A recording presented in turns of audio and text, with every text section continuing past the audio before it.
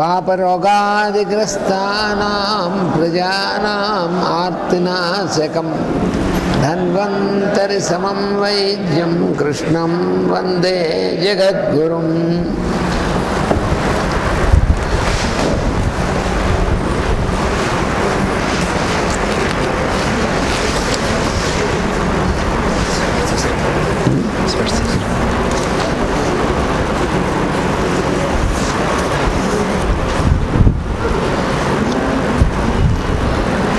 ఇప్పుడు ఈ వాత రోగాలు వాటి గురించినటువంటి కొంతవరకు చెప్పుకున్నాం మనం. ఆయిల్స్ యూసేజ్ అనేటువంటి దాని గురించి నిన్న మనం కొంత చెప్పుకున్నాం.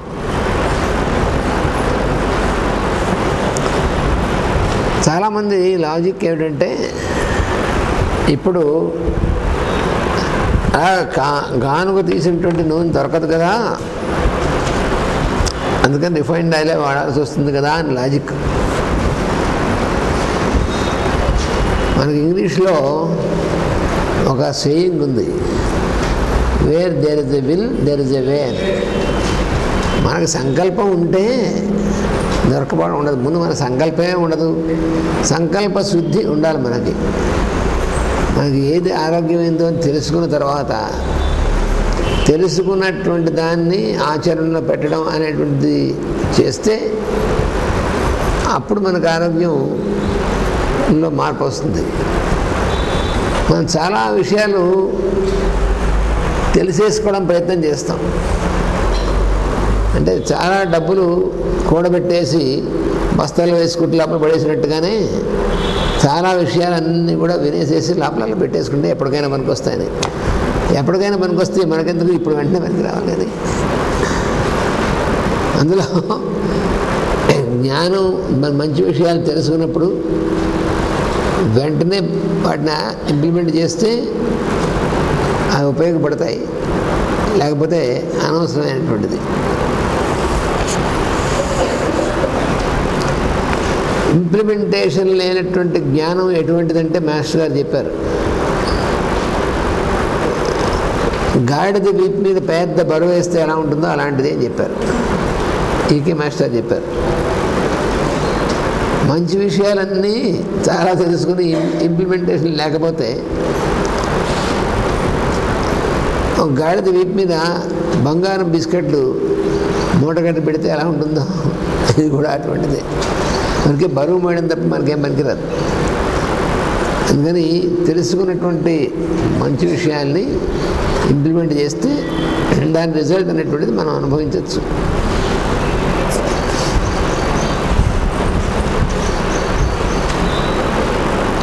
అందుకని రిఫైన్డ్ ఆయిల్ అనేటువంటిది వాడడం మానేసేసి ప్యూర్ ఆయిల్ అనేటువంటిది. అయితే ఈ మధ్యన కొంతమంది, ఎక్కువ మందిలో అవేర్నెస్ కొంత వచ్చి ప్యూర్ ఆయిల్ అనేటువంటిది కోసం డిమాండ్ చేస్తుంటే ఈ వ్యాపార సంస్థల వాళ్ళు మహా తెలియగలవాళ్ళు. వాళ్ళు ఏం చేస్తున్నారు, మేము కొత్తగా మేమే ప్యూర్ ఆయిల్ మీకు ఇస్తాం అని ఒక బ్రాండ్ నేమ్ వేసేసి ప్యూర్ ఆయిల్ అని ఇప్పిస్తారు. బ్రాండ్ నేమ్స్తో ఉన్నటువంటిది ప్యూర్ కాదు. టాటా కంపెనీ ఉందనుకోండి, అది బహుళ వ్యాపార సంస్థ. వాడు ఉప్పు ఇస్తాడు, నూనె ఇస్తాడు, బియ్యం ఇస్తాడు, స్టీల్ ఇస్తాడు, అన్నిట్లోనూ ఉంటాడు టాటా. కాబట్టి టాటా కంపెనీ మీకు ప్యూర్ ఆయిల్ ఇస్తామంటే మీరు టాటా చెప్పండి, తీసుకోకండి. ప్యూర్ ఆయిల్ బహుళ కంపెనీలు అంటే ఎప్పుడు కూడా ఇవ్వలేదు. అది ప్యూర్ అనేటువంటిది. జీవితాంతం వాత రోగాలు మనకి రాకుండా ఉండాలంటే మాత్రం నాన్ రిఫైన్డ్ ప్యూర్ ఆయిల్ మాత్రమే వాడుకోవాలి. దాంట్లో ఏమి షార్ట్ కట్ లేదు. ఏమిటో ఎంత వస్తుంది, బాగోలేదు.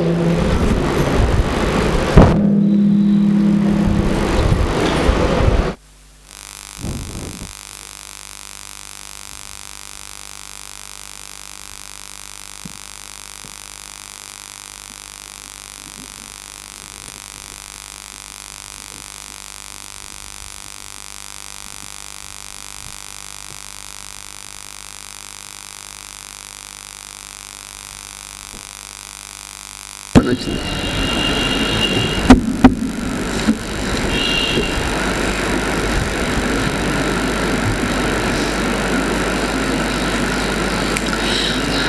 అలాగే ఇప్పుడు వాత రోగాన్ని నివారించడానికి శుద్ధమైనటువంటి నూనె అనుకున్నాం కదా మన వాడుకలో. అలాగే పిత్తాన్ని నివారించడానికి, పిత్త దోషం అనేటువంటిది నివారించడానికి దేశవాళీ ఆవు యొక్క నెయ్యి మంచిది. దేశవాళీ ఆవు నెయ్యి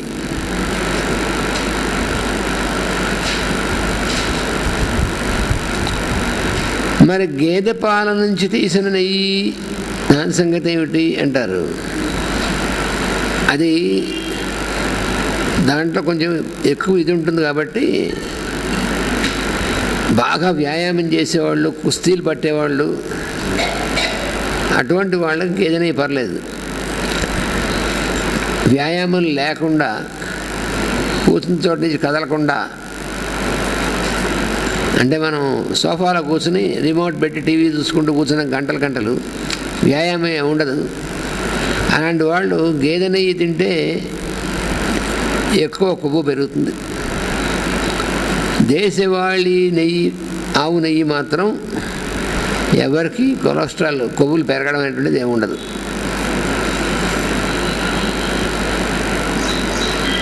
నెయ్యి తింటే కొవ్వు పెరుగుతుంది అనేటువంటి ఫాల్స్ ఇది.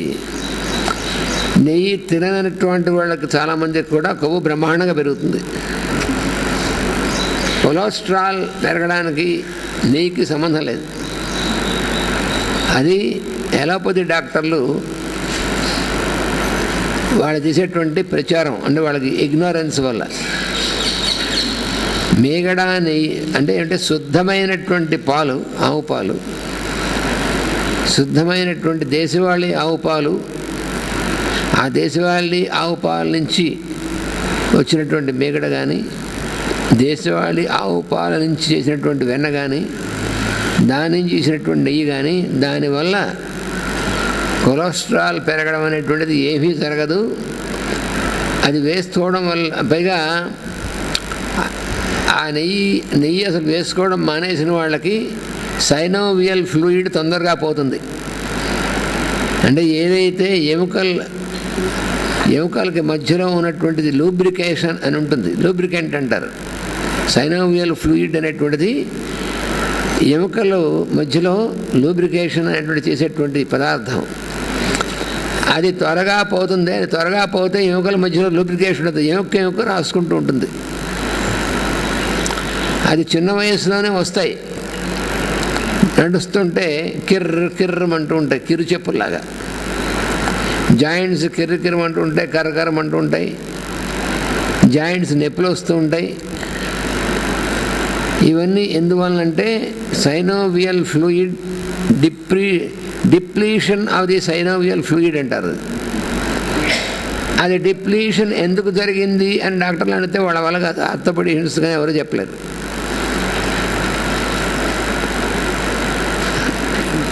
డిప్లీట్ అవుతే సైనోవియల్ ఫ్లూయిడ్ కాస్త ఎక్కిస్తాడు, ఎక్కించినందువల్ల ఏం ఉపయోగం లేదు.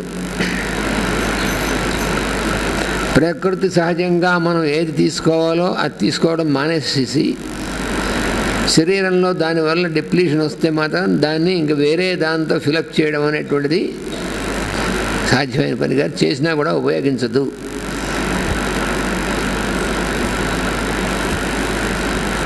ఇవి హోమియోపతి శాస్త్రంలో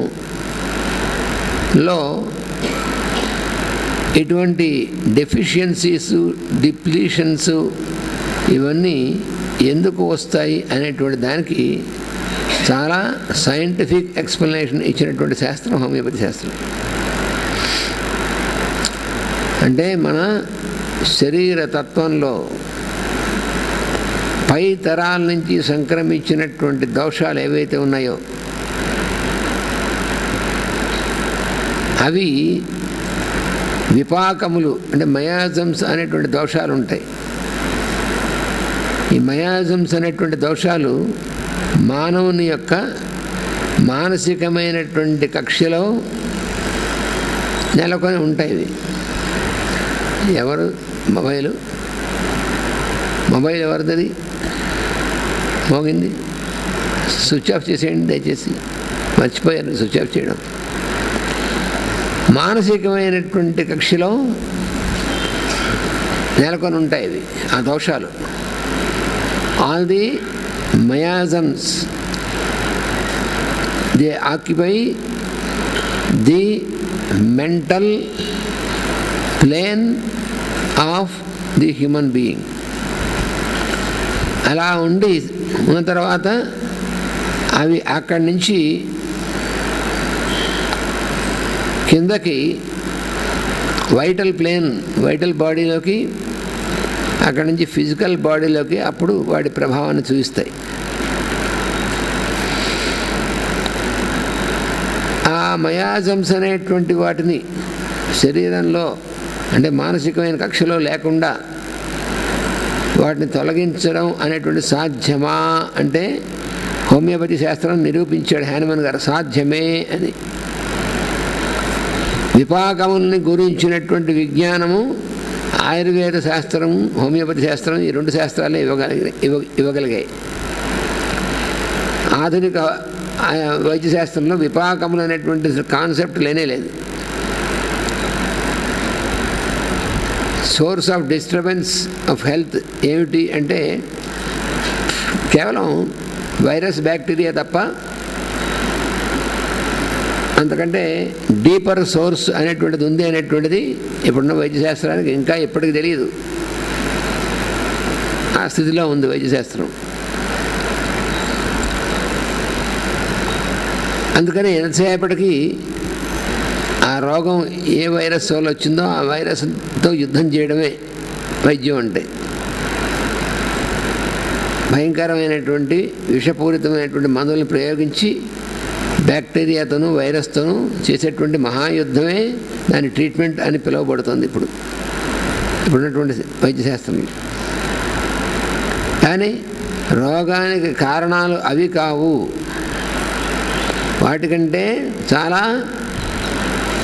సూక్ష్మమైనటువంటి మన చైతన్యంలో సూక్ష్మమైనటువంటి వీటి నుంచి అక్కడ ఉంటాయి కారణాలు. అవి మన మనస్సును ఆశ్రయించి ఉంటాయి. అప్పుడు మన మెంటల్ బిహేవియర్ అనేటువంటి దాంట్లో డిస్టార్షన్స్ అని వస్తాయి. డిస్టార్షన్స్ అంటే వికారములు.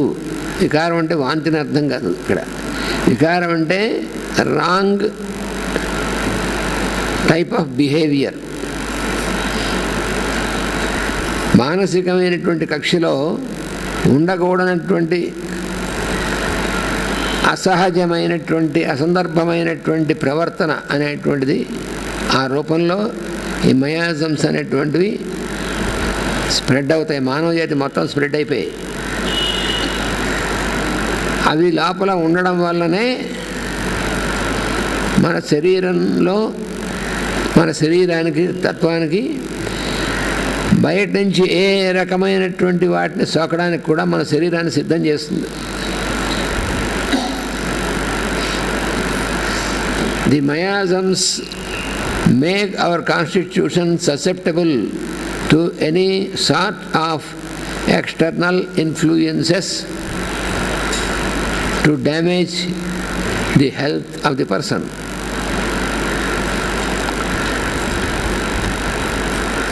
ఇది యాక్సెప్ట్ చేస్తే తప్ప మోడర్న్ మెడిసిన్కి సమాధానం లేదు. ఎక్స్ప్లెనేషన్ నేను చెప్పడానికేం లేదు. అది మన నిత్య జీవితంలో ఏ రకమైనటువంటి విధానం ఉండాలి, ఎలా మనం ఆచరించాలి, ఏం ఆచరించకూడదు అనేటువంటివి స్పష్టంగా ఇచ్చినటువంటి శాస్త్రాలే. అందులో ముఖ్యంగా ఆయుర్వేదం.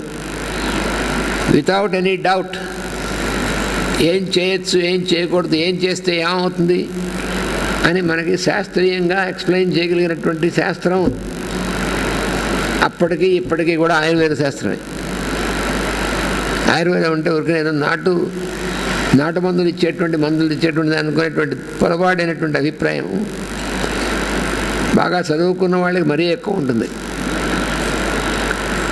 డాక్టర్స్, అలోపతి డాక్టర్స్కి మరీ ఎక్కువ, అంటే కొంతమందికి ఇప్పుడు అర్థం అవుతుంది, కానీ ఎక్కువ మందికి వాళ్ళ అలోపతి శాస్త్రంలో తప్ప అసలు మిగతావన్నీ వైద్యం కావు అనేటువంటి ఒక యారగెన్స్ అనేటువంటిది ఉంది.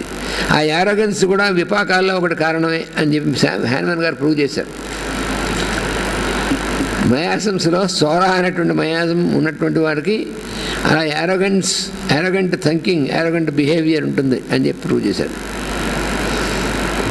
అందుకని విపాకముల గురించినటువంటి అధ్యయనం బాగా చేస్తే తప్ప ఈ రోగాలకి మూలం ఏమిటని మనకు అర్థం కాదు. ఈ విపాకములు అనేటువంటివి ఏం చేస్తాయంటే మానవుడి యొక్క ఆలోచన విధానాన్ని,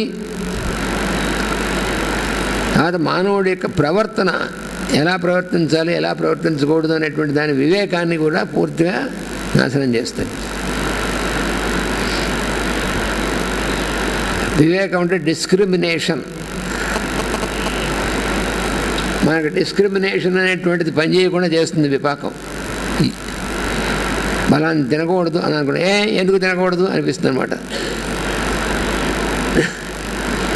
బలాన్ని విధంగా ఆలోచించకూడదు, ఎందుకు ఆలోచించకూడదు అనిపిస్తుంది. అది సోరా కారణం. అది నేను ఇట్లాగే ఆలోచిస్తాను, అది సోరా అనమాట లోపల. అంటే మనని ఏది మంచిదో తెలుసుకోనివ్వదు, తెలుసుకున్న ఆచరించనివ్వదు. అంత భయంకరమైనటువంటి వ్యాధి, అన్ని వ్యాధులకి మూలమైనటువంటిది అని హ్యాన్మన్ గారు దాన్ని ఎస్టాబ్లిష్ చేశారు. అప్పటి నుంచి కూడా ఈ సోరా అనేటువంటిది ఎన్ని విధాల మానవుడిని, జాతి మొత్తాన్ని నాశనం చేస్తుందో అనేటువంటిది అధ్యయనం జరుగుతూనే ఉంది. కెంట్ మొదలైనటువంటి మహాశయులు, తర్వాత ఇప్పటి కాలంలో గత శతాబ్దం నుంచి మాస్టర్ గారు, వాళ్ళ తర్వాత మళ్ళీ మాస్టర్ గారు అంత వైడ్ రేంజ్ ఆఫ్ ఎక్స్ప్లెనేషన్ అనేటువంటిది ఇచ్చినటువంటిది మన మాస్టర్ గారు ఈకే గారు. ఎందుకంటే కారణం ఆయుర్వేద శాస్త్రం కూడా మొదల నుంచి కూలంకషంగా తెలిసినవారు కాబట్టి హోమియోపతి శాస్త్రం యొక్క మూలమైన సూత్రాలు, మూల సిద్ధాంతాలు అంత బాగా ఆయన తొందరగా అర్థం చేసుకోవడానికి అవకాశం కలిగింది. మన భారతీయులు హోమియోపతి శాస్త్రాన్ని మిగతా అన్ని దేశాల కంటే చాలా త్వరగా అర్థం చేసుకున్నారు అనేటువంటి విషయాన్ని జర్మనీలో ఉన్నటువంటి డాక్టర్స్ వాళ్ళే రూఢి చేశారు. స్వయంగా నేను వెళ్ళినప్పుడు జర్మనీలో హ్యాన్మన్ గారు జన్మించినటువంటి చోట అక్కడ పెద్ద ఆర్గనైజేషన్ ఉంది, డాక్టర్స్, జర్మన్ హోమియోపతి డాక్టర్స్. వాళ్ళకి వెళ్ళాను, వాళ్ళని కలిశాను. వాళ్ళతో మాట్లాడుతున్నప్పుడు వాళ్ళు అన్నారు మాట, మీరు భారతదేశం నుంచి వచ్చారంటే మాకు చాలా గౌరవం మీ మీద, ఎందుకంటే we know that India is the top most country in homeopathic science today అని చెప్పి వాళ్ళు చెప్పారు. అయితే వాళ్ళు నన్ను ప్రశ్న వేశారు, we know this fact, but how was it possible that you Indians could learn so well and expand this science even though this science has emanated from our country. మా దేశంలో పుట్టినటువంటి ఈ సైన్స్ మీ దేశంలో అంత బాగా డెవలప్ అవడానికి కారణం ఏమిటి? మీ వాళ్ళు అంత త్వరగా దీన్ని అర్థం చేసుకుని కారణం ఏమిటి అంటే ఇప్పుడు చెప్పాను. దానికి కారణం ఏమిటంటే మాకు అనాదిగా ఉన్నటువంటి శాస్త్రం ఉంది, ఆయుర్వేదం అనేటువంటి శాస్త్రం. అది కేవలం వైద్య శాస్త్రం మాత్రమే కాదు, భారతీయులకి జీవనాడి, మా రక్తంలో ఉన్నటువంటిది అది. ఇప్పుడు యథాశక్తి మా వాళ్ళు పోగొట్టుకుంటున్నారు, అది కూడా చెప్పాను వాళ్ళకి. చాలా ప్రయత్నం చేస్తున్నారు అది పూర్తిగా రక్తంలోంచి పోగొట్టుకోవడానికి, కానీ ఇంకా పూర్తిగా పోలేదు, జీవన విధానంలో ఉంది. ఆ ఆయుర్వేద శాస్త్రం యొక్క సిద్ధాంతాలు, ఈ హోమియోపతి శాస్త్రం యొక్క మూల సిద్ధాంతాలు రెండు కూడా ఐడెంటికల్. ఈ కారణం చేత మాకు హోమియోపతి అంత తేలిగ్గా అర్థం అవడానికి కారణం అది అని చెప్పాను. వాళ్ళు చాలా సంతోషించారు. అందుకని విపాకములు అనేటువంటి విజ్ఞానం అనేటువంటిది ఆయుర్వేద శాస్త్రంలోనూ హోమియోపతి శాస్త్రంలోనూ ఉంది. హోమియోపతి శాస్త్రం చాలా వైడ్గా ఇచ్చింది ఈ సిద్ధాంతం ఇంత. సరే, ఇప్పుడు నెయ్యి విషయానికి వస్తే ఆవు నెయ్యి, గేదె నెయ్యి. ఆవు నెయ్యి అంటే దేశవాళీ ఆవు నెయ్యి మాత్రమే, అందుకని జెర్సీ ఆవు నెయ్యి వాడుతున్నామండి, ఏమీ ఉపయోగం లేదు. జెర్సీ ఆవు అసలు ఆవు కాదు, అది వేరే జంతువు. అది అంటే బాగా పాలు ఇవ్వగలిగేటువంటి వేరే జంతువు అనొచ్చు, కానీ ఆవు అనకూడదు దాన్ని. కానీ ఇప్పుడు మన దేశంలో కూడా జెర్సీ ఆవుల్ని ఎక్కువ ఇచ్చేస్తారు, ఎందుకంటే ఎక్కువ పాలిస్తాయి. అంటే కమర్షియల్ వే ఆఫ్ థింకింగ్ అనేటువంటిది వచ్చినప్పుడు ఆ క్వాంటిటీ మనకు ఎక్కువ అడ్వాంటేజ్ కావాలి మానవుడికి. బై హుక్ ఆర్ కుక్ అంటారు చూసారా, ఏదో రకంగా. అంతేగాని ఇది వాడితే ఆరోగ్యం ఉంటుందా ఉండదా వాళ్ళకి అనవసరం. అది మనకు ఎక్కువ వస్తాయి, ఎక్కువ డబ్బులు వస్తాయి, దట్స్ ఆల్. అందుకని జెర్సీ ఆవు పాలు తాగడం కానీ, జెర్సీ నెయ్యి, జెర్సీ ఇవని జెర్సీ ప్రోడక్ట్స్ అది ఆవు కాదు. అందుకని దేశవాళీ ఆవు అయితేనే ఇందులో చెప్పినటువంటి లక్షణాలు అనేటువంటివి ఉంటాయి. దేశవాళీ ఆవు అయితే మాత్రం ఆ ఆవుకు సంబంధించినటువంటిది పాలు కానీ, పెరుగు కానీ, వెన్న కానీ, నెయ్యి కానీ, అంతేకాదు ఆ ఆవు యొక్క మూత్రం, గోమూత్రం కానీ, ఆ ఆవు యొక్క పేడ కానీ, ఇవన్నీ కూడా వాటికి అంత వాల్యూ ఉంది. ఆవు పేడతో, దేశవాళీ అయినటువంటి ఆవు యొక్క పేడతో నీళ్ళలో కలిపి కళాపి చల్లి అలికినటువంటి చోట ఎటువంటి ఇన్ఫెక్షన్స్ రావు అనేటువంటిది జర్మన్ సైంటిస్టులు వాళ్ళు ప్రూవ్ చేశారు. ఎందుకంటే మన వాళ్ళు చెప్తే మనకు ఎక్కదుగా. మనకి ఎప్పుడు ఎవరో తెల్ల తొక్క ఉన్నటువంటి వాళ్ళు, తెల్లతోలు ఉన్నటువంటి వాళ్ళు చెప్పాలి మనకి. అయితే మనకు మామూలుగా మన వాళ్ళు చెప్తే ఎక్కదు. ఋషులు చెప్పారంటే వాళ్ళు చేస్తారు అనుకుంటే మనం. జర్మన్స్ దాన్ని కన్ఫర్మ్ చేశారు, ఇటీవల కాలంలోనే పబ్లిష్ చేశారు వాళ్ళు జర్మనీ నుంచి. ఈ దేశవాళీ ఆవు యొక్క పేడని నీటిలో కలిపి ఎక్కడైతే కళాపి, ఆ గోడలకు కూడా రాసి కళాపి చల్లి ఇచ్చారో అక్కడ మాత్రం ఏ రకమైనటువంటి ఇన్ఫెక్షన్స్ లేవు. మోస్ట్ పవర్ఫుల్ డిస్ఇన్ఫెక్టెంట్ అని దాన్ని చేశారు.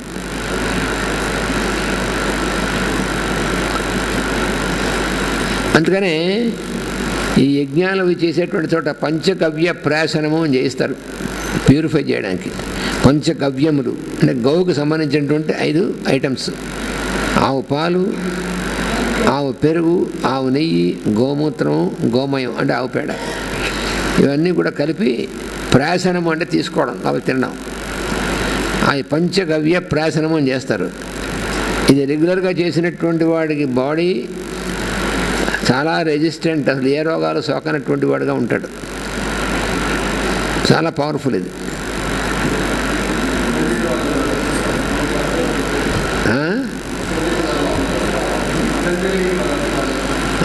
అంటే పతంజలి వాళ్ళు చేస్తున్నారు, కొన్ని బాగానే ఉన్నాయి, కొన్ని మరి వాళ్ళు కూడా కొంచెం కమర్షియల్గా ఎదిగినటువంటి వాటి కొంచెం కష్టం, కానీ ఉన్న వాటిలో పర్వాలేదు. కానీ మనం ఎంకరేజ్ చేసి సపోర్ట్ చేస్తే మన దేశవాళీ ఆవులు మళ్ళీ పెరుగుతాయి. వాటిని బాగా పెంచుతున్నారు చాలా చోట్ల.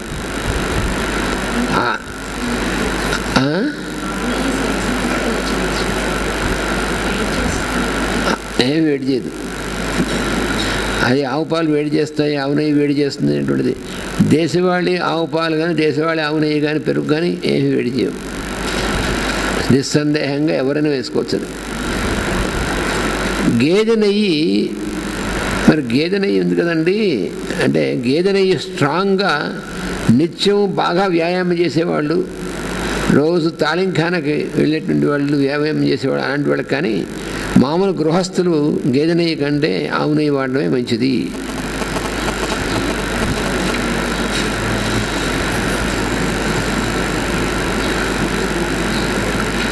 ఈ పిత్త సంబంధమైనటువంటి రోగాలు, పైత్య ప్రకోపము, పిత్తం అనేటువంటిది ఎక్కువ ఇవ్వకుండా ఉండాలంటే రోజు దేశవాళీ ఆవు నెయ్యి తప్పకుండా ఆహారంలో తీసుకోవాలి. అది చాలా అవసరం. నెక్స్ట్ కఫము అనేటువంటి దోషం ఉంది. ఈ కఫ దోషం అనేటువంటి దాన్ని కంట్రోల్లో ఉంచాలంటే అన్నిటికంటే ఉత్తమమైనటువంటిది తేనె, శుద్ధమైనటువంటి తేనె, ప్యూర్ హనీ, తర్వాత శుద్ధమైనటువంటి బెల్లము, ప్యూర్ జాగరి, కెమికల్స్ కలపకుండా ఉన్నటువంటి తేనె, కెమికల్స్ కలపకుండా తయారు చేసినటువంటి బెల్లము.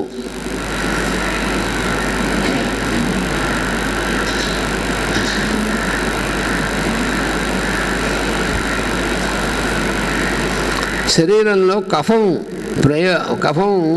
ప్రకోపిస్తే అప్పుడు బెల్లాన్ని ఉపయోగించమని చెప్పారు మన ఆయుర్వేదంలో. అయితే బెల్లాన్ని చెరుకు రసం నుంచి తయారు చేస్తారు కదా. ఈ చెరుకు రసాన్ని పరిశోధన చేసినప్పుడు మామూలుగా చెరుకు రసం డైరెక్ట్గా అనలైజ్ చేస్తే అందులో ఫాస్ఫరస్ కంటెంట్ ఎక్కువ ఉండదు. కానీ చెరుకు రసాన్ని వేడి చేసి బెల్లంగా మార్చినప్పుడు మాత్రం ఫాస్ఫరస్ కంటెంట్ పెరుగుతుంది. అది తమాషా అందులో ఉంది. చెరుకు రసం డైరెక్ట్గా అనలైజ్ చేస్తే ఫాస్ఫరస్ కంటెంట్ తక్కువగానే ఉంటుంది. చెరుకు రసాన్ని బాగా వేడి చేసి వండడం అంటారు, బెల్లాన్ని వండడం అంటారు. అలా చేసినప్పుడు బెల్లంగా తయారు చేసేప్పుడు మాత్రం అందులో ఫాస్ఫరస్ కంటెంట్ బాగా ఎక్కువ ఉంటుంది.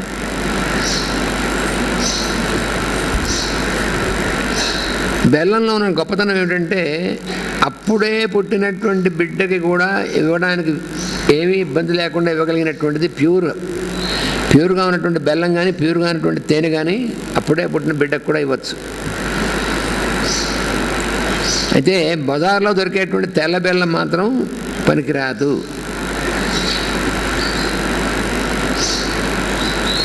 బెల్లం కనుక ఎంత తెల్లగా ఉంటే అంత యూస్లెస్, విషతుల్యం అవుతుంది. అది తెల్లగా అయిందంటే అర్థం కెమికల్స్ కలిపారని అర్థం.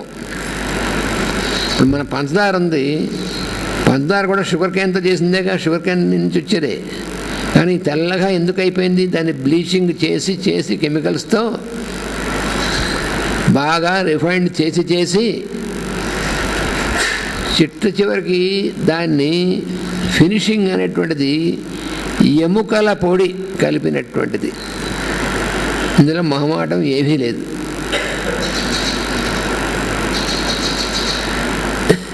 ఇది ఓపెన్ సీక్రెట్. ఇది తెల్ల బెల్లం, పటికి బెల్లం కాదు, తెల్ల పంచదార. కాబట్టి తెల్ల పంచదార వాడటం అంత అనారోగ్యం కొట్టలేదు.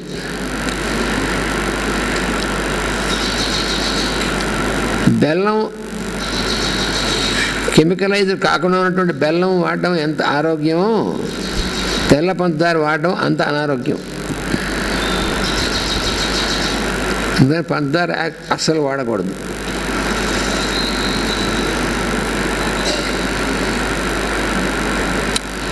ఈ బెల్లం తెల్లగా చేసుకోవడం, తర్వాత తెల్లటి పంచదారని ఎక్కువగా వాడడం అనేటువంటిది భారతదేశానికి ఎందుకు వచ్చిందో, ఎప్పటి నుంచి వచ్చిందంటే బ్రిటిష్ వాళ్ళు మనం పరిపాలించడం మొదలెట్టినప్పటి నుంచి వచ్చింది.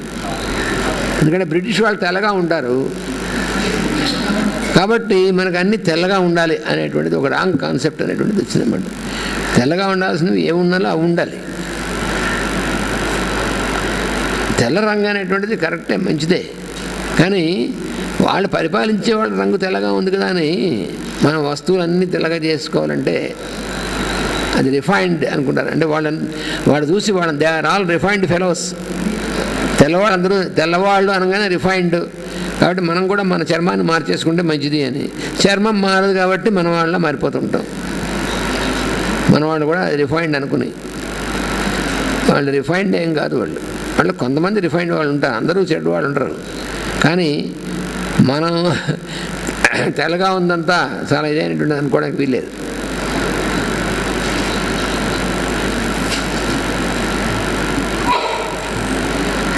ప్రకృతిలో ఉన్నటువంటి పదార్థాలు ప్రకృతి సహజంగా ఏ రంగులో ఉండాలో ఆ రంగులో ఉండాలి.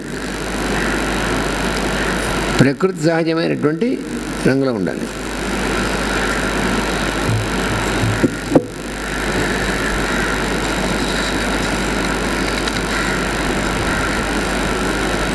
మనకి పాలు చూస్తే ఆవు పాలు ప్యూర్ వైట్గా ఉండవు, చిన్న ఎల్లో ఇష్యూస్ ఉంటుంది. గేదె పాలు ప్యూర్ వైట్గా ఉంటాయి. అందుకని చాలామంది ఏమనుకుంటారంటే ఆవు పాలు వేడి చేసేస్తాయి అని అనుకుంటారు. కాదు, చాలా మంచి ఔషధ గుణం ఉన్నటువంటిది, పోషక గుణం ఉన్నటువంటిది, మోస్ట్ ఐడియల్ అయినటువంటిది దేశవాళీ ఆవు పాలే. గేదె పాలలో ఎక్కువ ఫ్యాటీ కంటెంట్ ఎక్కువ ఉంటుంది అనేటువంటిది గుర్తుపెట్టుకోవాలి. చెరుకు రసం ఉందనుకోండి, తెల్లగా ఉంటుందా? ఉండదుగా, దాని న్యాచురల్ కలర్లో ఉంటుంది. మరి బెల్లం ఆ చెరుకు రసాన్ని వండితేనే కదా బెల్లం అయ్యేది. మరి బెల్లం తెల్లగా ఎలా అయిపోయిందంటే, బెల్లం తెల్లగా అవడానికి ఏం చేస్తారో తెలుసునా అండి? వాషింగ్ పౌడర్స్ ఉంటాయి, డిటర్జెంట్స్, ఆ డిటర్జెంట్స్ని ఉపయోగిస్తారు వాటి మీద.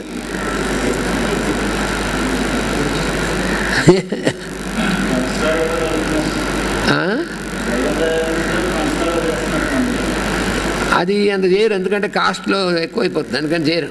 డిటర్జెంట్ వాషింగ్ పౌడర్స్ బాగా డిటర్జెంట్స్తో వాషింగ్ చేస్తే తెల్లగా వస్తుంది.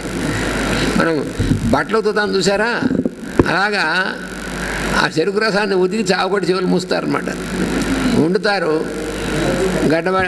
గట్టిపడుతుంది, వాషింగ్ పౌడర్ వేసి వాటర్తో బాగా దాన్ని చేస్తారు. అలాగా తెల్లగా అయ్యేంత వరకు దాన్ని చీల్చి ఎండాడతారు. అందుకని బెల్లం మనకి నల్లగా ఉండకూడదు. నల్లగా ఉండి ఇదేమైంది, ఆ తెల్లగా మనం గమనిస్తుంటే ఇది మంచి బెల్లం అనుకుంటాం. ఆ డిటర్జెంట్ పౌడర్స్ యొక్క ఇది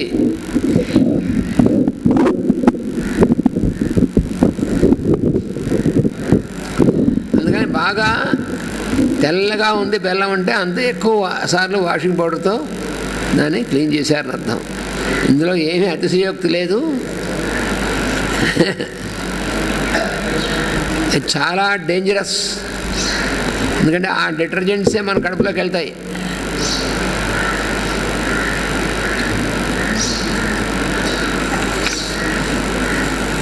అసలు బెల్లం ఈ వాషింగ్ పౌడర్స్ అవి లేకుండా ప్యూర్గా వండితే ఎగ్జాక్ట్గా చాక్లెట్ కలర్లో ఉంటుంది బెల్లం. డార్క్ చాక్లెట్ ఉంటుంది, అది ఏ కలర్లో ఉంటుందో ప్యూర్గా ఉన్నటువంటి బెల్లం ఆ కలర్లో ఉంటుంది. అంటే మనకి రాగి రంగు ఏదైతే ఉంటుందో ఆ రాగి రంగు ఉండేటువంటి బెల్లం చాలా ప్యూరెస్ట్. దాన్ని హాయిగా మనం రోజు వాడుకోవచ్చు, రోజు తినచ్చు.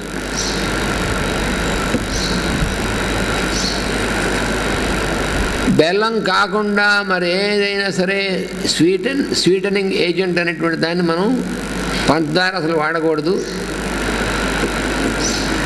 పంచదార అనేటువంటిది పంచదార తయారు చేయడం అందరికీ వినపడుతుంది మళ్ళీ మాత్రం. పంచదార తయారు చేయడం అనేటువంటిది యూరప్ వెస్ట్రన్ కంట్రీస్లో అక్కడి నుంచి వచ్చింది ఆ పద్ధతి అంతా. మనకి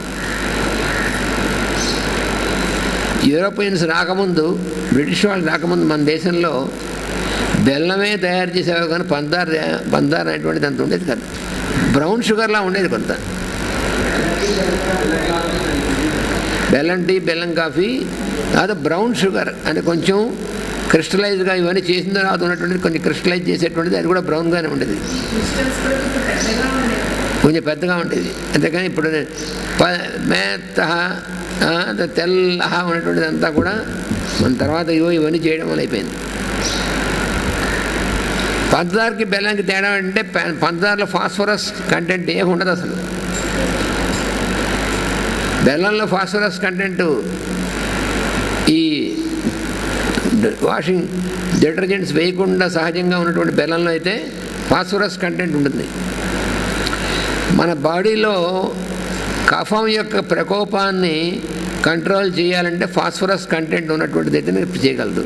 అందుకని బెల్లం, ప్యూర్ బెల్లం అయితేనే మనకు కంట్రోల్ చేస్తుంది. పంచదార తింటే కఫం కఫదోషం అనేటువంటిది ఏమి తగ్గదు.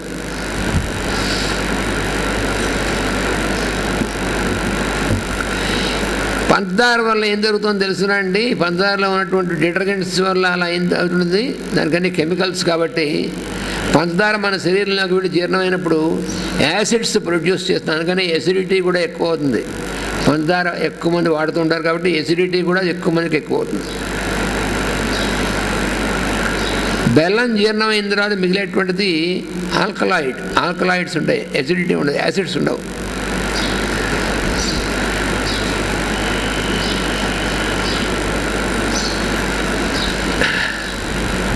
మన శరీరంలో మనం రోజు కాఫీ, టీలు ఇవన్నీ పంచదార వేసుకుని తాగుతాం కాబట్టి దానివల్ల మన శరీరంలో తయారయ్యేటువంటి యాసిడ్ చాలా పెరిగిపోతాయి. యాసిడ్స్,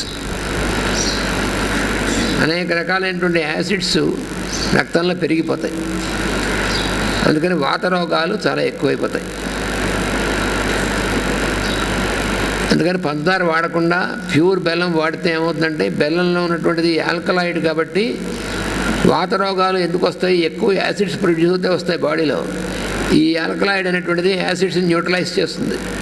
అందుకని వాత రోగాలని కంట్రోల్ చేస్తుంది, ఆరోగ్యం అనేటువంటిది ఇస్తుంది బెల్లం వాడటం అనేటువంటిది. అది మనం చేయవలసినటువంటిది. అది కూడా కాకుండా ఇంకోటి ఏంటంటే, పంచదార మన శరీరంలో జీర్ణం అవ్వడానికి చాలా కష్టం, తొందరగా చాలా టైం పడుతుంది. కానీ బెల్లం అనేటువంటిది అది జీర్ణం అవ్వడమే కాకుండా మన శరీరంలో మిగతా వాటిని కూడా జీర్ణం చేస్తుంది. అడుగుతును మన శరీరంలో ఉన్నటువంటి మనం తీసుకున్నటువంటి మిగతా ఆహార పదార్థాలు కూడా జీర్ణం చేస్తుంది అటువంటి లక్షణం. ఉదాహరణకి వేరుశనగ పప్పు తిన్నాం అనుకోండి. వేరుశనగ పప్పు చాలా మంచి ఆహారం.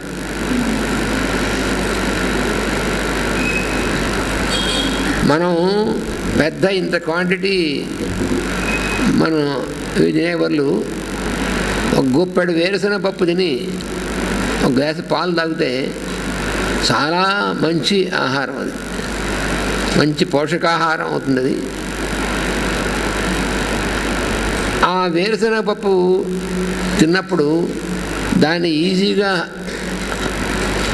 జీర్ణం అవ్వడం కోసం ఒక చిన్న బెల్లం ముక్క దాంతో పాటు తినేస్తే అది చాలా ఈజీగా జీర్ణం అయిపోతుంది.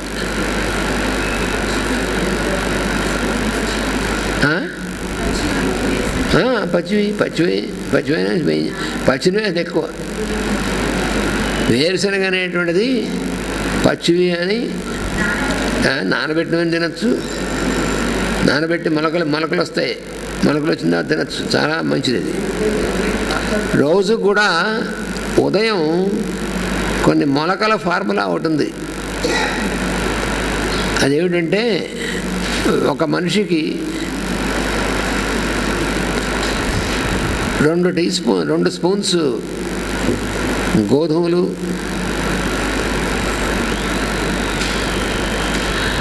1 స్పూను కందులు, 1 స్పూన్ పెసలు,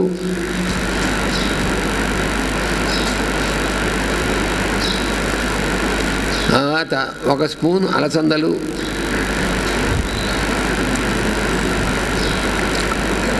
1 స్పూన్ శనగలు,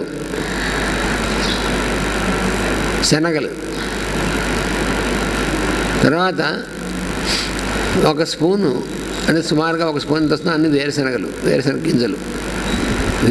గింజలు ఇవన్నీ తీసుకుని, అంటే ఒక మనిషి క్వాంటిటీ అన్నమాట. ఇది తీసుకుని ఇవి శుభ్రంగా నీళ్ళలో వాష్ చేసేసి ఇవాళ పొద్దున వాటిని బాగా అవి మునిగేట్టుగా నీళ్లు వేసేసి ఒక పాత్రలో ఉంచేసేయాలి. ఆ రోజు రాత్రి పడుకునే ముందు ఆ నీళ్లు తాగేసి వీటిని ఒక తడిగుడ్డలో వేసి మూట కట్టేసి పెట్టాలి. పెడితే మర్నాడు పొద్దున మనం బ్రేక్ఫాస్ట్ టైంకి ఇవన్నీ చిన్న చిన్న మొలకలు వస్తాయి. సాధారణంగా 24 అవర్స్లో వస్తాయి. ఇవాళ అర్లీ మార్నింగ్ పెట్టామంటే రేపు అర్లీ మార్నింగ్ వస్తాయి. నానబెట్టి నీళ్ళు తాగేయాలి. అందుకే ముందు శుభ్రంగా కడిగేసేసి నానబెడతాం. చిన్న మొలక వస్తాయి. మొక్క అంటే మొక్క మొలిచేది, స్ప్రౌట్స్, చిన్న చిన్న స్ప్రౌట్స్ కొద్దిగా వస్తాయి. శనగలకు కొంచెం ఎక్కువ వస్తుంది, పల్లీలకు కొంచెం జస్ట్ అంటే మొక్క అంతగా కనిపించదు మనకి. పల్లీలకి మెత్తబడిపోతుంది, మెత్తగా అవుతుంది. ఈ మొలకలు మనం కనుక తింటే రోజు మనం మామూలు బ్రేక్ఫాస్ట్లు అవి కూడా చేయక్కర్లేదు, చేయబోయిన ఇబ్బంది లేదు. ఈ మొలకలు తిన్నామంటే చాలా చక్కగా మనకి ఆరోగ్యం బాగుంది. మనకి శరీరం బరువు ఏం పెరగదు, మంచి బలవర్ధకంగా ఉంటుంది, మంచి ఎనర్జీ ఉంటుంది, మంచి న్యాచురల్ విటమిన్స్ అవన్నీ కూడా సప్లై అవుతాయి మనకి. ఈ మొలకల్లో ప్యూర్ హనీ కూడా కలుపుకొని తినచ్చు కొంచెం.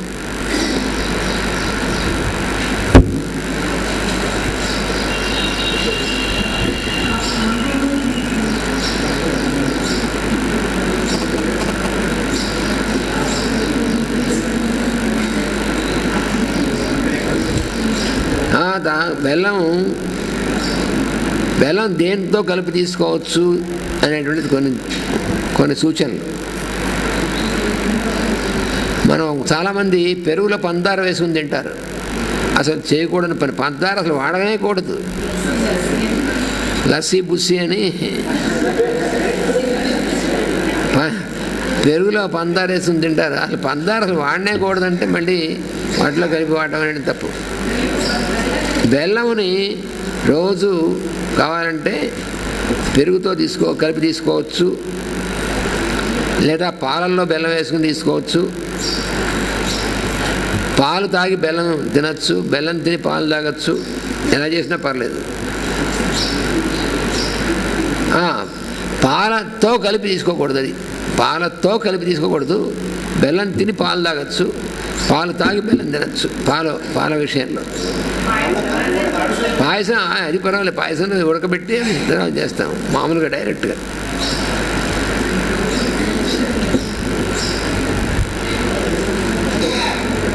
మామూలుగా బీహార్ అక్కడికి వెళ్తే మనకి కప్పులో పెరుగు పెట్టి దాని మీద బెల్లం కలిపి ఉంచుతారు.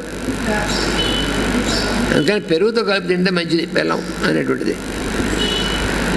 చాలా ఐడియల్ ఏమిటంటే నువ్వులు బెల్లం, అది మోస్ట్ ఐడియల్, మంచి ఆహారం.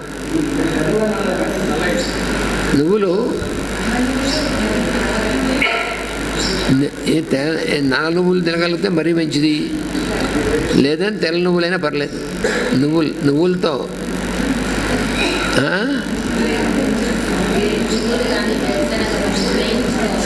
వేయించక్కర్లేదు, వేయించకూడదు, డైరెక్ట్ పచ్చివే, పచ్చి చిమ్మిలి, ప్యూర్ బెల్లం.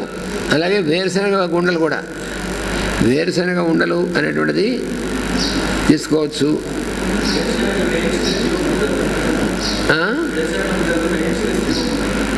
వేయించకుండా మామూలు పచ్చి వేరుశనగ పప్పు తీసుకోవచ్చు. తర్వాత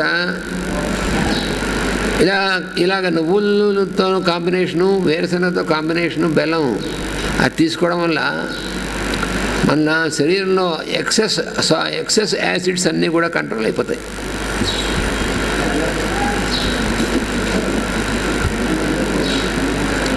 ముఖ్యంగా డిసెంబర్, జనవరి, ఫిబ్రవరి ఆ నెలల్లో ఎక్కువ కఫదోషం ప్రకోపిస్తుంది.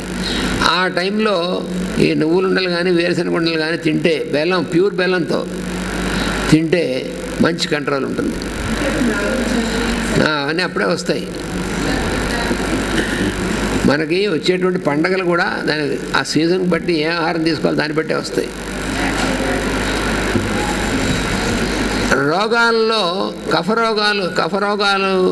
కఫ ప్రకోపం వచ్చేటువంటి రోగాల్లో ఎక్కువ ప్రమాదకరమైనవి స్థూలకాయం, అంటే బాడీ ఎక్కువ స్థూలంగా అయిపోవడం. స్థూలకాయం తగ్గాలంటే మంచి ఉపాయం ఫ్రీక్వెంట్గా ప్యూర్గా ఉన్నటువంటి బెల్లం తింటే తగ్గుతుంది. ఆహారంలో వేరుశెనగ గుళ్ళు, నువ్వులు వీటి కాంబినేషన్తో బెల్లం కలిపి తినడం అనేటువంటిది ఫ్రీక్వెంట్గా తింటే, రోజు నువ్వులను తిన్నారనుకోండి స్థూలకాయం తగ్గుతుంది.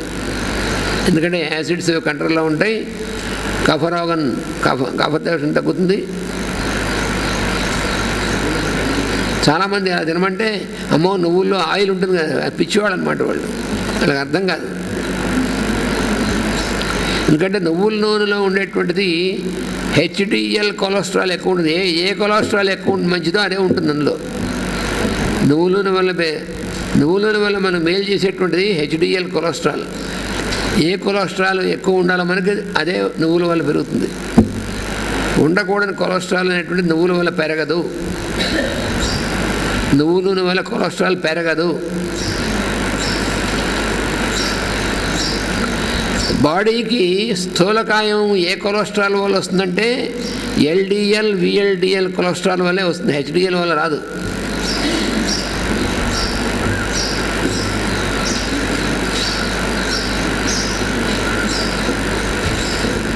దీనికి ఒక మంచి ప్రయోగం కూడా చెప్పారు.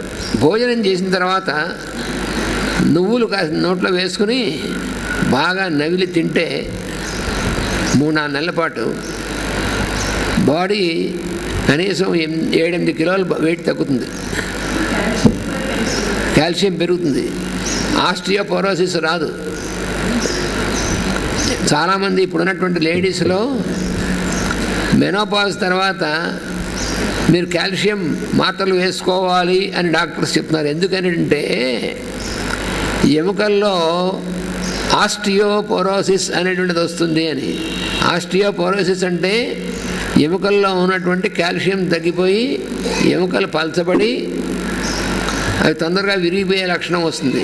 కానీ ఇది ఎందుకు వస్తుంది అది వాళ్ళు చెప్పరు. అది తెలుసు కొంతమందికి. ఎందుకు వస్తుందంటే యూటరస్ తీసేయడం వల్లను, గర్భసంచి తీయించుకోవడం వల్ల, తర్వాత ఓవరీస్ తీయించుకోవడం వల్ల మనకు ఉండవలసినటువంటి హార్మోన్స్ ప్రొడ్యూస్ అవ్వవు. కాబట్టి అవి తీసేసి హార్మోన్ మందులు ఇస్తారు జీవితాంతం వేసుకోమని. ఆ మందుల వల్ల వస్తుంది అది. అదేంటంటే కాల్షియం తగ్గిపోతుంది వాటి వల్ల. ఓవరీస్ అవి తీసేసేయడం వల్ల హార్మోనల్ ఇన్బ్యాలెన్స్ వస్తే కాల్షియం బాడీలో తగ్గిపోతుంది. అందువల్ల తగ్గిపోతుంది కాబట్టి వీడు కాల్షియం మాత్రం వేసుకుంటుంటారు అనమాట. జీవితాంతం కాల్షియం వేసుకుంటూ ఉండండి. అది తీసేయడం ఎందుకు, మళ్ళీ కాల్షియం ఇవ్వడం ఎందుకు?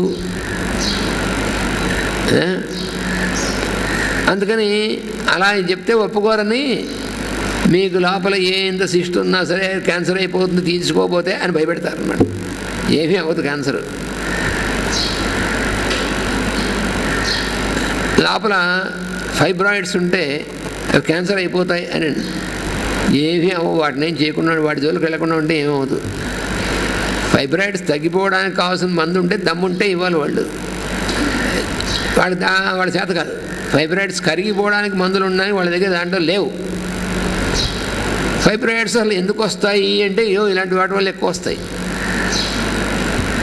అందుకని ఇలాంటివన్నీ లేకుండా ఉండాలంటే ఇలాంటి పదార్థాలు తీసుకుంటుంటే అలాంటి రావు. అందుకనే మెన్స్ట్రువల్ సైకిల్ ఫస్ట్ స్టార్ట్ అయినప్పుడు, రజస్వర మొట్టమొదటిసారి అయినప్పుడు, ఇది చాలా మన ప్రాచీన కాలం నుంచి మన వాళ్ళు ఫాలో అవుతున్నటువంటి ఒక ప్రొసీజర్. మొట్టమొదటిసారి రజస్వల అయినప్పుడు చాలా జాగ్రత్తగా కొన్ని జాగ్రత్తలు ఉన్నాయి. వారిని, ఆ పిల్లని తాటి ఆకుతో చేసినటువంటి చాప మీద కూర్చోబెట్టేవాడు. తాటి ఆకుకి చాలా మంచి పవర్ఫుల్ ప్రాపర్టీస్ ఉన్నాయి, ప్యూరిఫికేషన్ జరిగేటువంటి ప్రాపర్టీస్. అలాగే మానసికమైనటువంటి ఉద్వేగం లేకుండా ఉండేటువంటి విధంగా వాళ్ళు ఉంచేవాళ్ళు. ఎక్సైట్మెంట్ ఉండకూడదు. ఆ 3 రోజులు కూడా ఆహారం బియ్యము పెసరపప్పు కలిపి పుల్లగా ఉంటారు, అది వండి అందులో బెల్లం వేసి దాంట్లో ప్యూర్గా ఉన్నటువంటి ఆవు నెయ్యి వేసి ఆ ఆహారాన్ని 3 రోజులు ఇచ్చేవాడు. ఇలాంటి ప్రొసీజర్ వల్ల వాళ్ళకి తర్వాత బహిష్టు నొప్పులు కానీ ఇంకా మెన్స్ట్రువల్ ప్రాబ్లమ్స్ కానీ రాకుండా చాలా కాలం శుభ్రంగా ఆరోగ్యంగా ఉండడం అనేటువంటిది జరిగేది ఇంతకుముందు తరాల్లో. ఇవి ఫాలో అయినటువంటి తరాలు మన నాయనమ్మలు, మన అమ్మమ్మలు వాళ్ళు సహజంగా ఇవి ఫాలో అయ్యేవాళ్ళు. కాబట్టి వాళ్ళకి ఇలాంటి ప్రాబ్లమ్స్ ఎక్కువ లేవు. ఇప్పుడు మెన్స్ట్రుయేషన్ స్టార్ట్ అయినప్పటి నుంచి ప్రప్రథమ నుంచి మొత్తం ప్రాబ్లమే. ఆ మెన్సెస్ పెయిన్ వస్తే గైనకాలజిస్ట్ దగ్గరికి వెళ్ళారనుకోండి, వాళ్ళు ఇచ్చేటువంటి పిల్స్ ఎటువంటివి? పిల్స్ భయంకరమైనటువంటి పిల్స్. అవి ఆ పిల్స్ ఏ పిల్స్ తెలుసునా మీకు? వాళ్ళు ఇచ్చేటువంటివి వాళ్ళు వేరే అన్నిటికీ ఒకటే పిల్లు వాళ్ళు ఇచ్చేది. గర్భ నిరోధకం అంటే ప్రెగ్నెన్సీ రాకుండా ఇచ్చేటువంటి పిల్స్ ఉన్నాయి, అలా సరిగ్గా అదే పిల్స్ ఇస్తారు.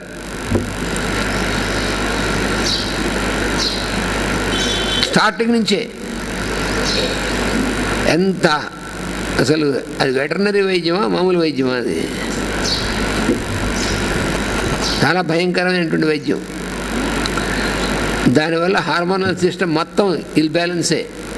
ఇంకా వాళ్ళకి జీవితాంతం అవి వస్తూనే ఉంటాయి. తర్వాత ఓవరీస్లో సిస్టులు ఫార్మ్ అవ్వడానికి కారణం కూడా అవే. యూటరస్లో ఫైబ్రాయిడ్స్ సిస్టులు ఫార్మ్ అవ్వడానికి కూడా కారణం అవే.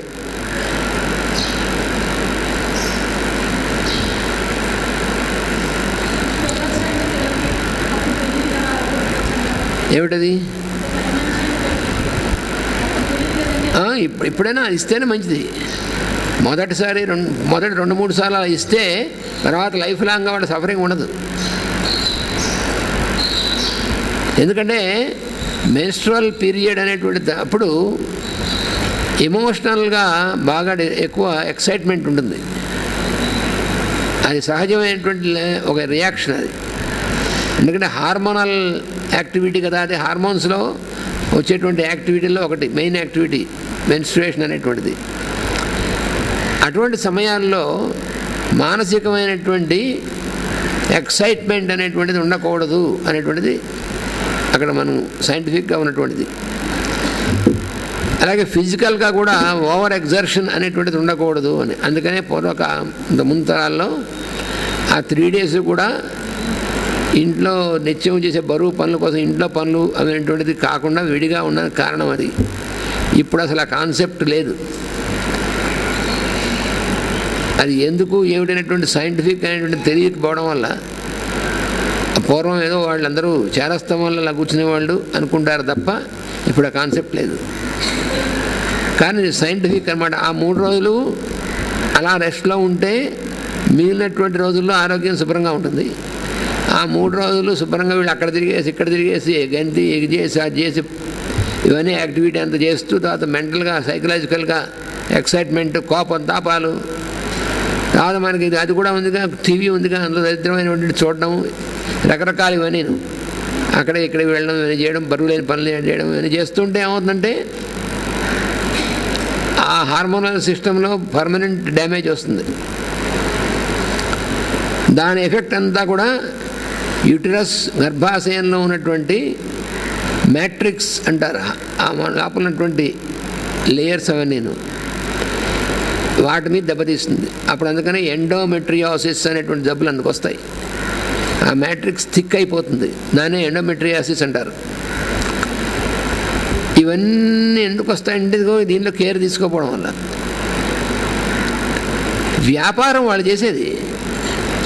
అందుకని వాళ్ళు ఏమంటారు అంటే దీని ఏముంది ఇప్పుడు అవన్నీ ఏమక్కర్లేదు, మీరు మామూలుగా ప్యాడ్స్ వేసుకుని మీరు అన్ని పనులు చేసుకోవచ్చు అండి. అది ఎందుకు పెట్టారు ఏమిటనేటువంటిది ఏమి తెలియనటువంటి అజ్ఞానంలో ఉన్నటువంటి వాళ్ళు వాళ్ళ వ్యాపారం కోసం వాళ్ళు చేస్తే మనం అది కన్వీనియంట్ అనుకుంటాం, మనం అదే బాగుంది అనుకుంటాం, మనం అది చేస్తున్నాం అన్నమాట. కానీ మొత్తం జీవిత నాశనం. ఇది ఒక రోజు 2 రోజులు కాదు, లైఫ్ లాంగ్.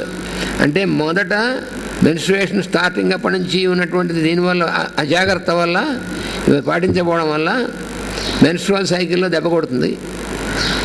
ఈ మెన్స్ట్రువల్ సైకిల్లో వచ్చేటువంటి ప్రాబ్లమ్స్ ఎక్సెస్ మెన్స్ట్రువేషను, లేదా కొందరిలో అసలు కాకపోవడం, కొన్ని నెలలు అసలు కాకపోవడం, అదే ఫ్రీక్వెంట్గా రావడం, రకరకాలు. అంటే ఏంటంటే యూటరస్లో కలిగేటువంటి రకమైనటువంటి మార్పుల వల్ల ఇవన్నీ వస్తాయి.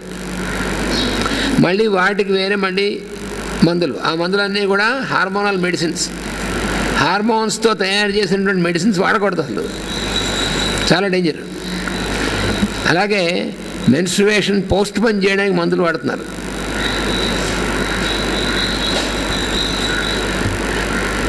అవి కూడా రకరకాల మందులు ఉన్నాయి. అవన్నీ చాలా డేంజరస్.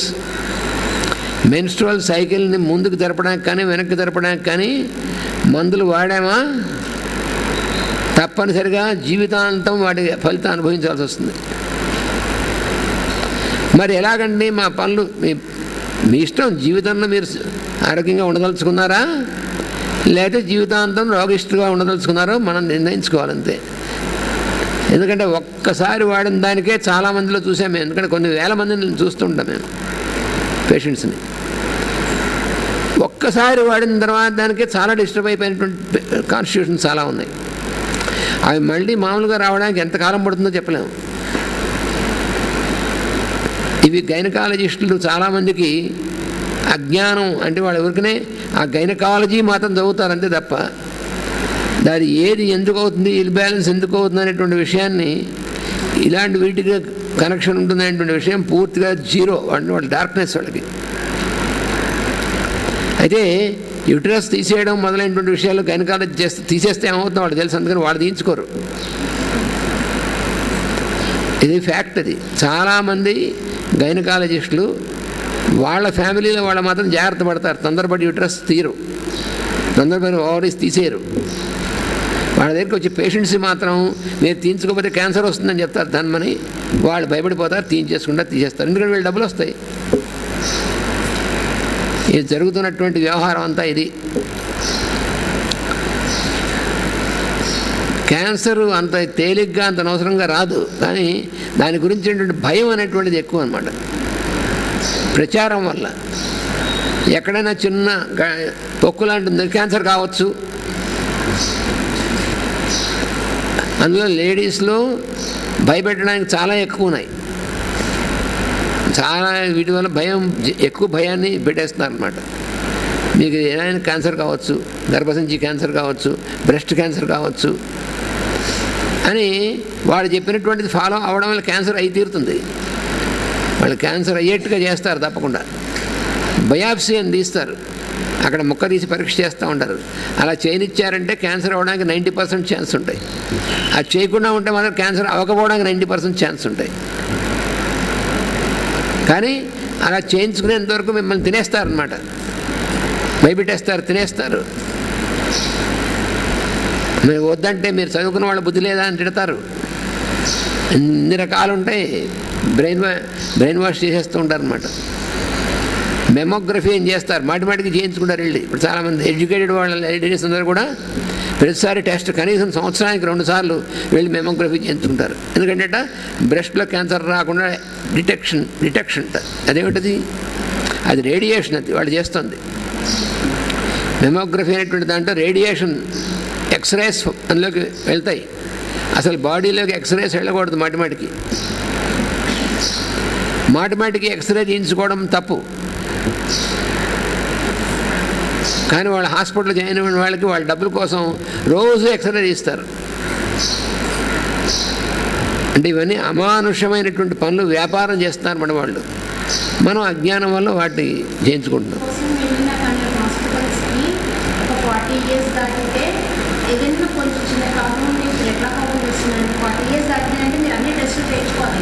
అదే చేయించుకోవాలి, అదే చెప్తారు వాళ్ళు.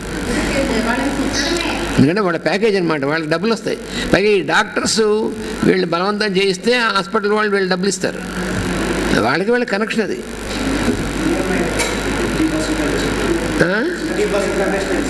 చాలా ఎక్కువ కమిషన్ ఇస్తారు వాళ్ళకి, డాక్టర్స్కి. అందుకనే డాక్టర్స్ అంత స్ట్రాంగ్గా ఒత్తిడి చేయడానికి కారణం అదే. చాలా భయంకరమైనటువంటివి జరుగుతున్నాయి. అదేమిటంటే సైకలాజికల్గా మిమ్మల్ని దెబ్బ కొడతారు.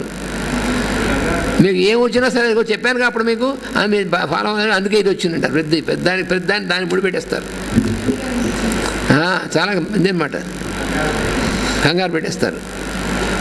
అందుకని ఆస్టియోపోరోసిస్లు ఇవి ఆస్టియోపోరోసిస్ రావడానికి ఎక్కువ మంది లేడీస్లో రావడానికి కారణం ఏమిటంటే వాళ్ళు చెప్తారా మీకు మెనోపాజ్ టైం వచ్చినప్పుడు అందరికీ రావు. ఎందుకు వస్తాయి? ఇలాంటి వాళ్ళకి వస్తాయి. ఎవరైతే ఇవన్నీ మందులు వాడారో హార్మోన్ మందులు ఎవరైతే ఇవి చేయించుకున్నారో వాళ్ళకి మాత్రమే వస్తాయి. ఇవన్నీ లైఫ్లో చేయించుకున్న వాళ్ళకి, వ్యాక్సినేషన్ వేయించుకున్న వాళ్ళకి ఏమీ రావు. అది మాత్రం సైంటిఫిక్ ఫ్యాక్ట్. ఇది వాళ్ళకి తెలుసు ఈ సంగతి, కానీ వాళ్ళ వ్యాపారం కోసం వాళ్ళు ఇవన్నీ చేస్తున్నారు అన్నమాట. అది మెడికల్ ఫీల్డ్లో జరుగుతున్నటువంటిది.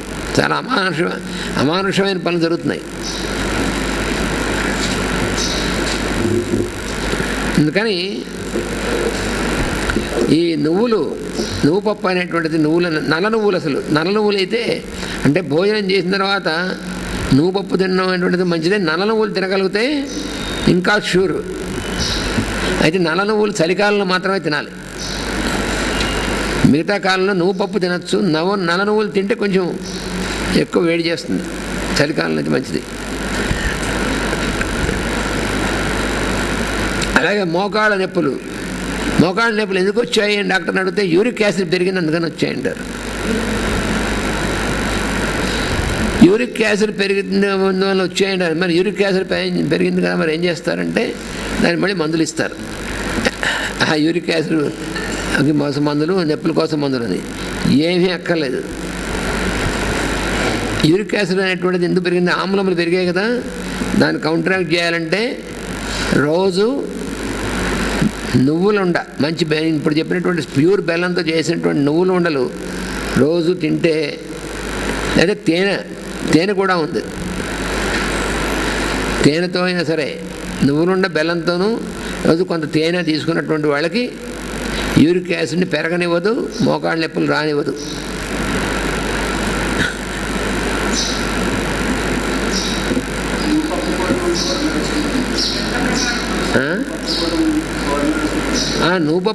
నువ్వుపప్పు పౌడర్ కూడా వేసుకుంటారు. నువ్వుపప్పుని తెలగపిండి అంటారు, నువ్వుపప్పుతో చేసినటువంటిది. షుగర్ ఉన్న వాళ్ళు కూడా నువ్వుపప్పులు హాయిగా తినచ్చు. షుగర్ ఉన్న వాళ్ళు కూడా తినచ్చు, ఇబ్బంది లేదు. ఈ పాత బెల్లం ఏదైతే ఉందో కెమికల్స్ వేయనటువంటిది అది నువ్వుపప్పుతో కలిపి తినచ్చు, దానికి ఏం ప్రమాదం లేదు.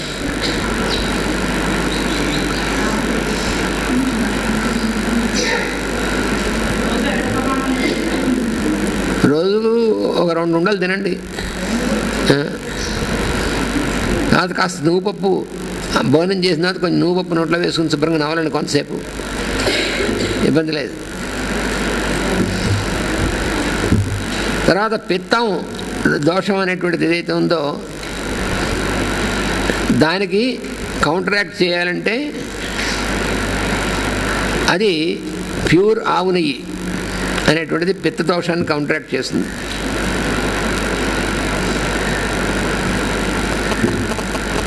ఇది వర్షాకాలం, ఎండాకాలం.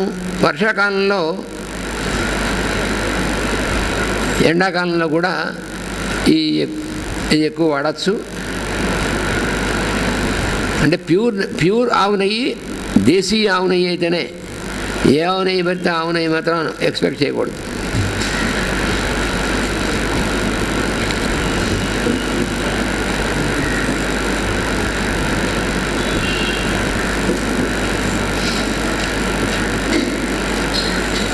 ఇంకా తర్వాత మన వంట ఇంట్లో మనం వాడేటువంటి వస్తువులు ఉంటాయి, వంటలకు వాడేటువంటి వాటిలో ఔషధ గుణాలు ఉన్నటువంటివి ఏమేమిటి అనేటువంటి ఉన్నాయి. మనకి ఆహారానికి రుచి తీసుకొచ్చేందుకోసంగా మనం వాడేటువంటి వాటిలో సహజంగా ఉండేటువంటివి అవి ఏమేమిటంటే వాము అనేటువంటిది ఒకటి ఉంది.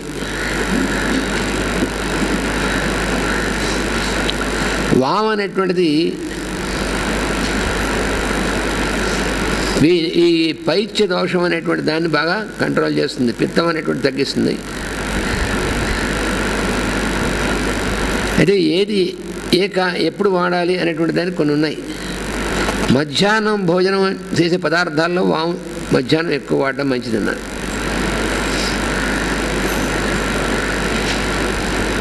ఎందుకంటే ఈ కఫ వాతం అనేటువంటిది ఎక్కువ ఉదయం ఎక్కువ ఉంటుంది, తర్వాత పిత్తం అనేటువంటిది మధ్యాహ్నం ఎక్కువ ఉంటుంది, సాయంత్రం కఫం ఎక్కువ ఉంటుంది. ఈ దోషాల్లో 3 రకాల దోషాలు ఉన్నాయి కదా. ఉదయం పూట వాత దోషం ఎక్కువగా ఉంటుంది, మధ్యాహ్నం పిత్త దోషం ఎక్కువ ఉంటుంది, సాయంత్రం కఫ దోషం ఎక్కువ ఉంటుంది. జనరల్గా రూల్ అది. అందుకని వాము అనేటువంటిది పిత్త దోషాన్ని కంట్రోల్ చేసేటువంటిది కాబట్టి మధ్యాహ్నం ఎక్కువ తినాలి. దానివల్ల ఏమవుతుంది, వాము వాడటం వల్ల గ్యాస్ ప్రాబ్లమ్స్, ఎసిడిటీ అనేటువంటిది 2 తగ్గిపోతాయి. వాము కంట్రోల్ చేస్తుంది. గ్యాస్, ఎసిడిటీ ఈ రెండింటి బాగా కంట్రోల్ చేస్తుంది.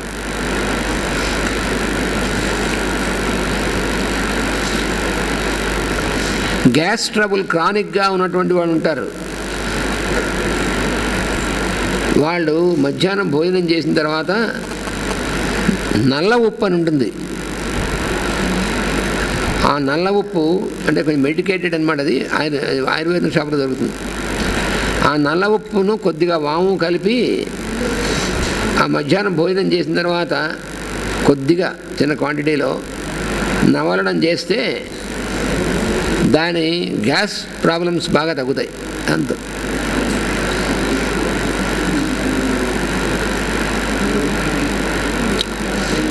ఈ పిత్తదోషాన్ని కంట్రోల్ చేసేటువంటి వాటిలో జీలకర్ర కూడా ఉంది.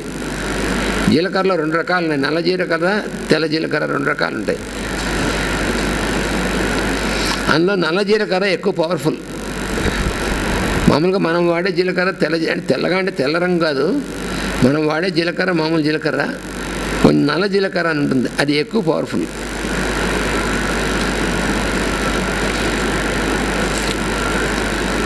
అలాగే ధనియాలు కూడా చాలా ముఖ్యమైనటువంటిది.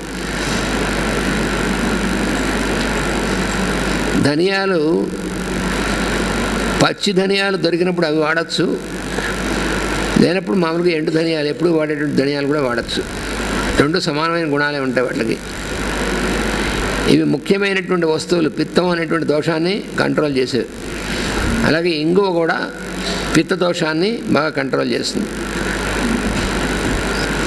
అందుకనే మన వాళ్ళు ఆహారం తయారు చేసేటువంటి వాటిలో ఈ పదార్థాలు, చారు మొదలైనటువంటి పదార్థాలను పెట్టారు. వాసుదేవ.